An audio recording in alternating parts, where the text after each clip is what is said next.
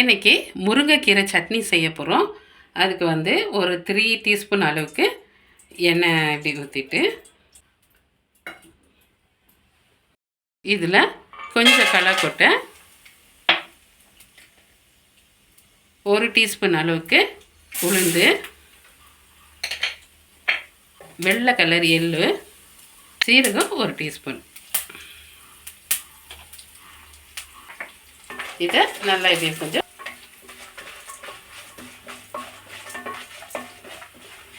வந்து இப்போ தனியாக எடுத்து வச்சுக்கலாம். எண்ணெயிலேயே இன்னும் கொஞ்சம் எண்ணெய் அது கூட சேர்த்துட்டு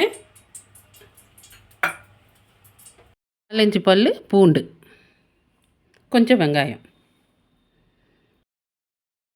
சின்ன வெங்காயம் அது சேர்த்துக்கலாம்.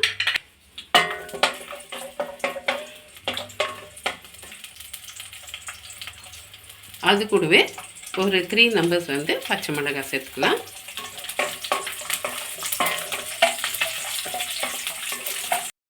ஒரு டொமேட்டோ எடுத்து இப்படி கட் பண்ணி அது கூட சேர்த்துக்கலாம். அது கூடவே ஒரு சின்ன துண்டு புளி, கொஞ்சம் சால்ட்டு.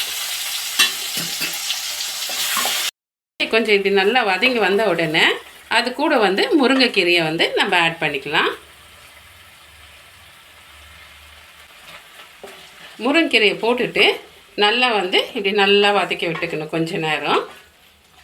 இதில் வந்து கொஞ்சம் வந்து இந்த துருவின தேங்காய் வந்து இது கூட சேர்த்துக்கலாம்.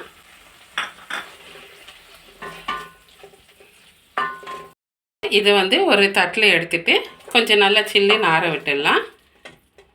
இதெல்லாம் நம்ம வந்து சில்லுன்னு இதை கிரைண்ட் பண்ணிக்கலாம்.